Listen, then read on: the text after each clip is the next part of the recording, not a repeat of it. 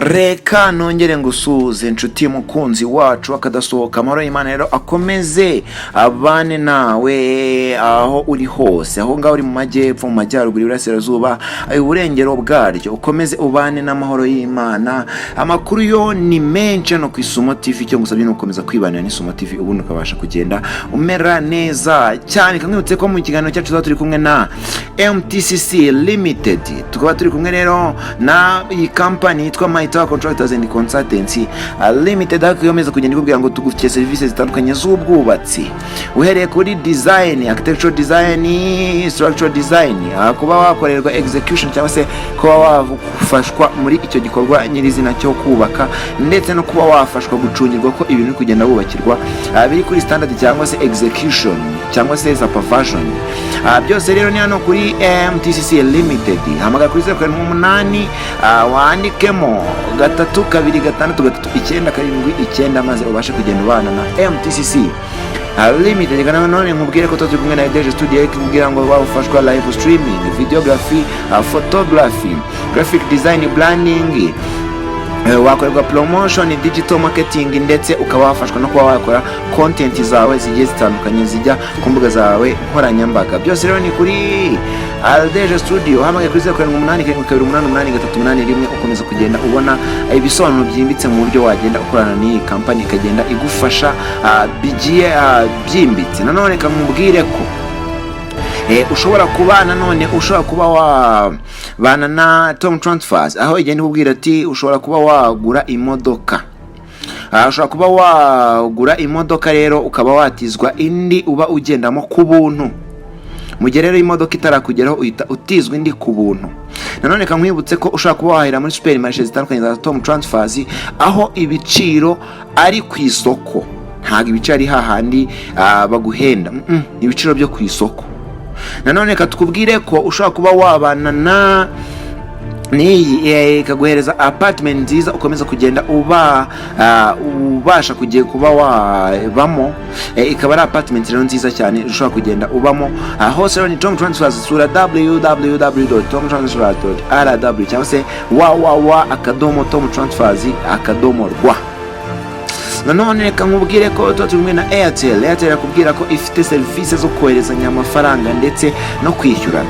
Ni Airtel Money ndetse na Airtel Pay. Airtel Money nakubwira ngo ushobora kohereza amafaranga inshuti yawe ku buntu. Inshuti yawe ushobora kuguha amafaranga ku buntu, ushobora kuguha amafaranga kuri konti yawe ku buntu, nawe ukayishyira kuri konti yayo ku buntu avuye kuri Airtel Money. Nta handi wasanga ubuntu usibye aho ngaho.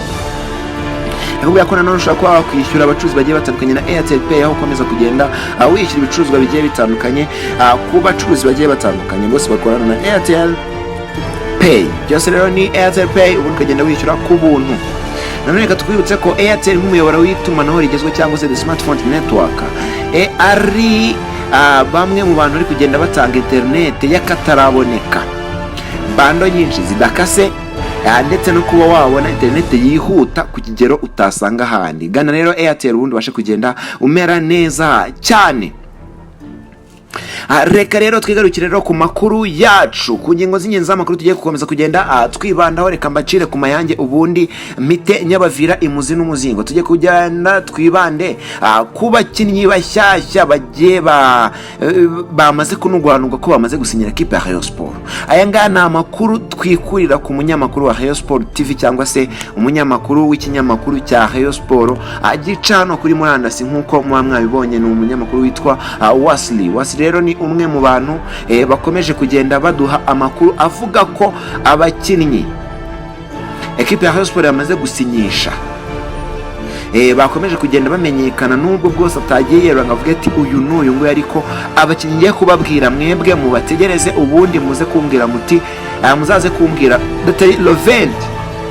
Rayon Sport iza broadcasting abakinnyi nanye namaze kuba bahereza abakinnyi ndabe Lovent kigano kizageraho saa 1 z'umugoroba icyanye cyayitanze.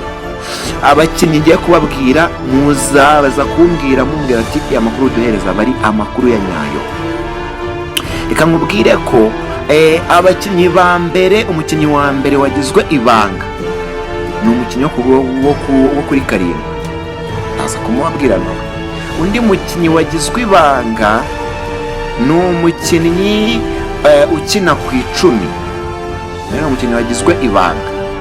Nanone undi mukinnyi wagizwe ibanga ni umukinnyi ukina kuri 2 ndetse no kuri 3. abo bakinnyi nibo bakinnye kugenda mbabwiraho, ubundi ibintu bikomeza kugenda bimera neza cyane. Reka nanone nkubwire ko makuru ari gukomeza kugenda acicikana ari uko company yitwa Canal Plus ari company rero yakomeje kugenda isinyana na Rayon Sport amasezerano, aho ibyavuye nanone mu masezerano y'iyi Canal turakomeza kugenda tubibakurikirana. Biravuga ko rero Canal igiye gukubakabira amafaranga yageneraga equipe ya Rayon Sport, dore ko Rayon Sport mu mwaka utayizagenda iyambara ku mwambaro wayo wo hasi cyangwa se ikabutura.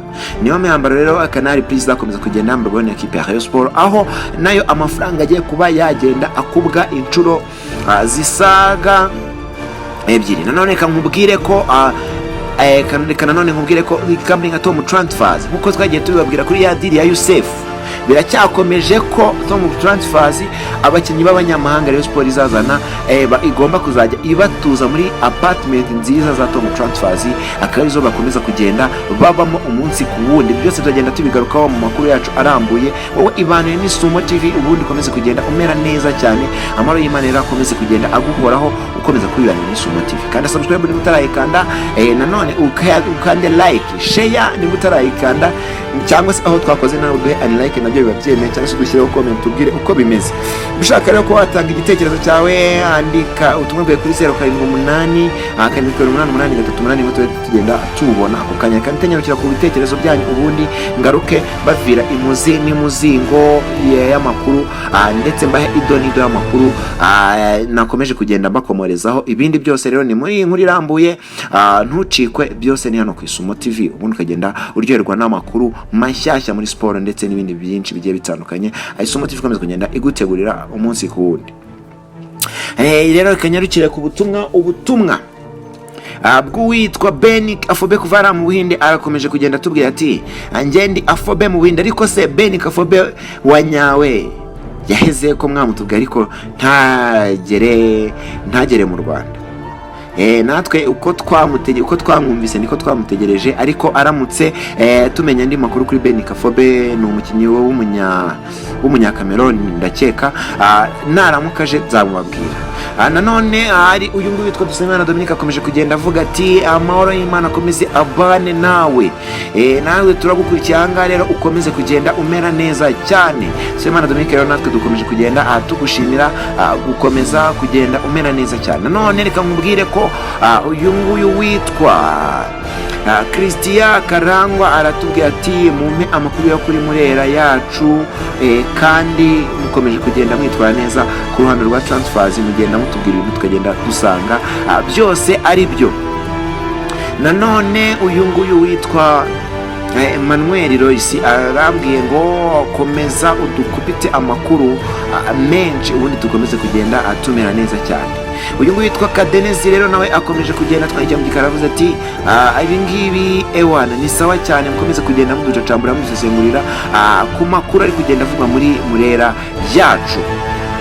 Nanone uyu nguyu witwa Rutwe w'i Rwanda, ngo ni Rutwe w'i Rwanda mumbabarire, ni kuri Facebook, akomeje kujyana nawe adusesera avuze ati mukomeze mudukurikire ubundi mudukurikire ubundi tubakurikire cyangwa ahubwo mwe mudukurikire, yego ngo ubundi muduhe amakuru dukomeze kugenda natwe turyoherwa n'amakuru ari kugenda avuga muri ruhago yacu mu Rwanda, yego turagenda tuyabanyuriramo ntimugire ikibazo. Nanone uyu nguyu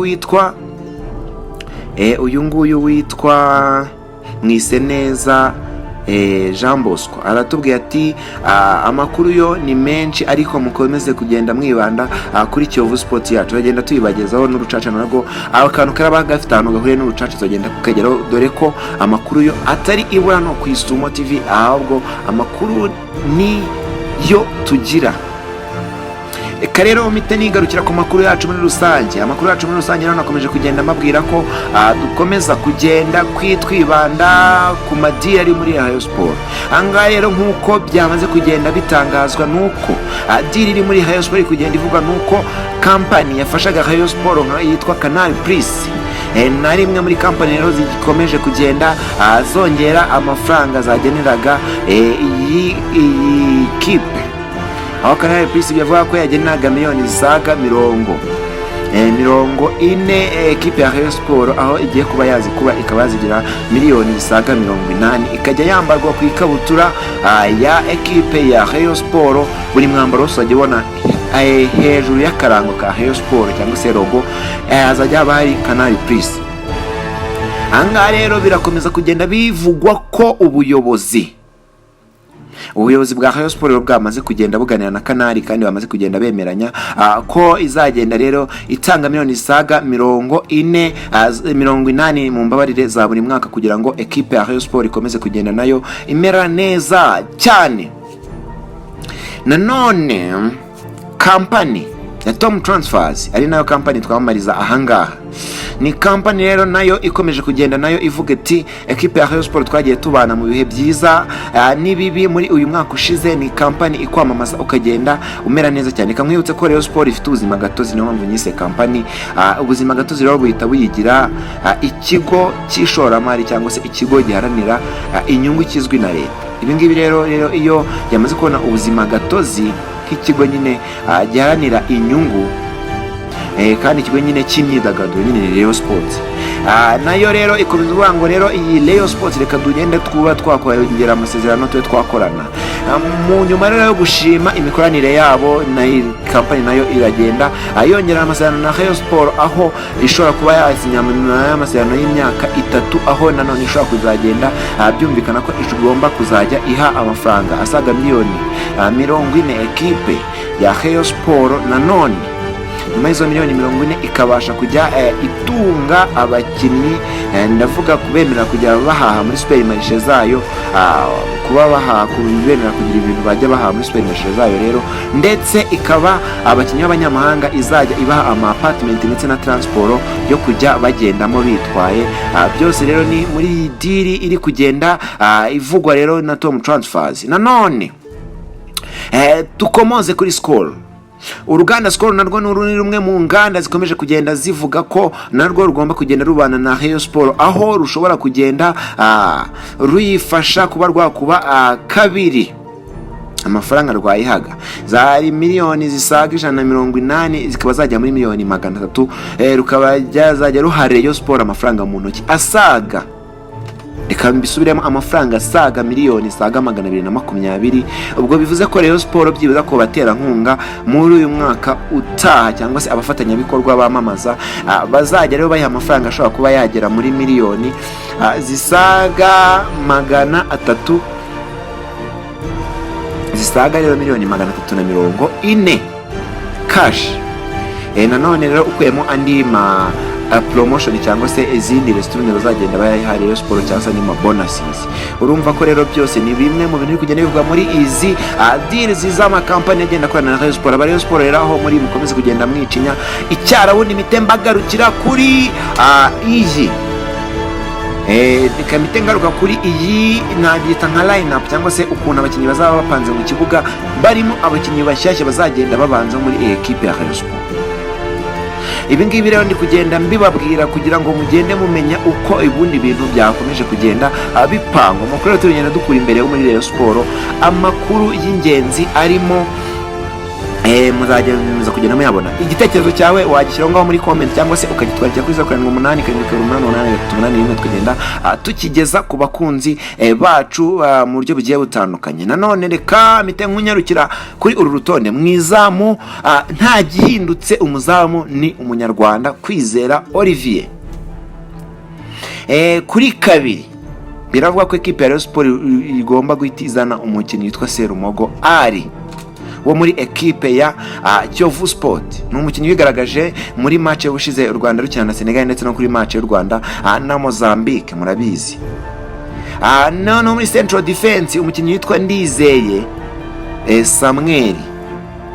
Ndizeye Samuel rero ni umwe mu bakinnyi rero bagomba kuzaba yiyoboye hariya mu mutima wa defense. Nanone mu mutima wa defense hagomba kuzaba harimo nanone uwitwa Nigena Clement, nawe bivuga ko ashobora kuba yamaze kurangizanya na Rayon Sport, yamaze no kuba yakinira kuri avance mu mafaranga yemerewe na Rayon Sport. Nanone bikavuga ko ku rundi ruhande naho hazaba hari uwitwa Rutanga Eric Kamotera nawe kugenda asoza amasezerano hari muri ekipe ya Police FC kuri gatatu. Ahangaha rero umukaseri kamusubiremo we yamaze kuba yagaragara muri ekipe ya Rayon Sport n'umunyanigeriya witwa Rafael Orise. Ni umwe rero mu bantu bazagenda bakina hariya muri mu mukaseri. Imbere rero ye hazaba abakinnyi babiri ari Nishimwe Blaise ndetse na Hakizimana Muhajir. Nishimwe Blaise azajya bari ku ruhande rugana iburyo, Hakizimana Muhajir ku ruhande rugana ibumoso. Yego. Nanone ku ruhande imbere ku ruhande rw'ibumoso hazaba ari umunyakameruni Leandre Onanawiri Esombe, niwe uzaba ari ku ruhande rw'ibumoso rwa ekipe ya Rayon Sport. Nanone reka nkubwire ko ku rundi ruhande nubwo uyu mukinnyi bamugize ibanga ariko nawe turamuzi. Uyu mukinnyi nubwo bamugize ibanga turamuzi, ni umukinnyi wa ekipe ya Kiyovu Sport. Ntabwo Kiyovu Sport iri bukurwemo abakinnyi basaga babiri.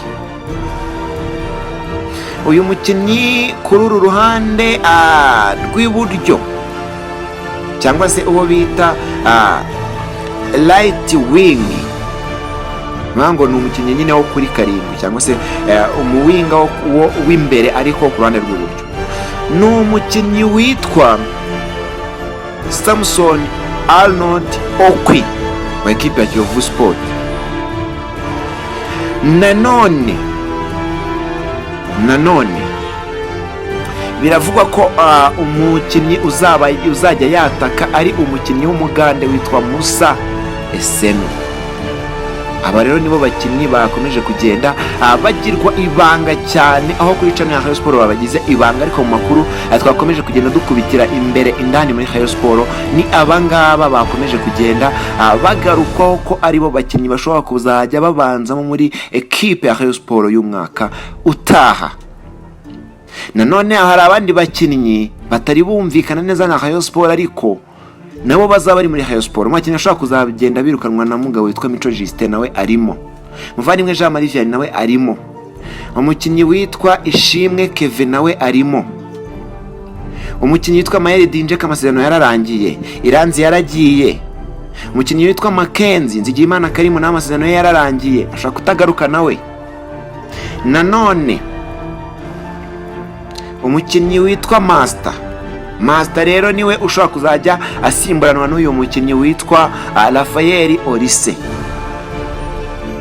Yego, umutima wa defense rero umukinnyi witwa Hirwa Jean de Dieu azajya asimburanwa na Nige na Clement, cyangwa se Nige na Clement nawe yaba arimo akaba yasimburanwa na Ndizeye Samuel. Bangaba rero nibo bakinnyi 11 b'ekipe izajya ibanza mu mwaka utaha. Mu makuru twakomeje kugenda dutohoza mu bakinnyi bamaze gusinya ndetse n'abantu amasezerano yabo yegereye hafi cyane, bari kugenda basinya bazatangazwa ku munsi wa tariki ya 20 ndavuga kuri kuwa mbere w'icyumweru. Nagari ikizakurikira iki ngiki kigiye kuza. Abo rero nibo bakinnyi 11 twabasha kugenda tubatoranyiriza. Abandi nabo bari kugenda bavuga ko bagiye gusinya muri ekipe ya Rayon Sport. Hari uwitwa Ruboneka Yohani Bosco, uwitwa Rwabi Aime Placide, Youssef Rahbu. Ibye ntabwo turongera kwibona amakuru, ariko nawe bye byagiye bikomorwa ko ashobora kuba yagaruka muri ekipe ya Rayon Sport.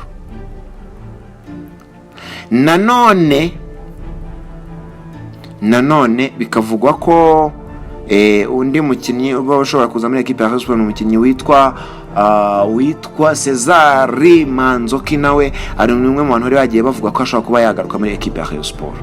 Ibi ngibi rero ni bimwe mu byari kugenda bivugwa mu ma ekipe yagiye atandukanye.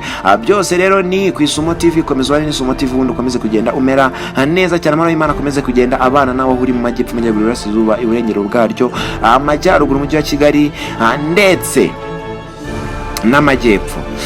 Nanone abari muri diaspora mwese dukomeje kugenda tubahereza ikaze kuri channel yacu, mukomeze kugenda subscribingira muri benshi kugira ngo tuzagende tubana mu bintu bigiye bitandukanye. Amahoro y'Imana irakomeze abane nawe, ukunda Isumo TV n'umutakana subscribe wikande, niba wakunze ibintu byacu kora share, uduhe like cyangwa se uduhe like aho bitameze neza, udushyireho na comment kugira ngo dukomeze kugenda tumenye uko ibiganiro byacu bikomeza kugenda bikugeraho umunsi ku wundi. Amahoro y'Imana irakomeze abane nawe.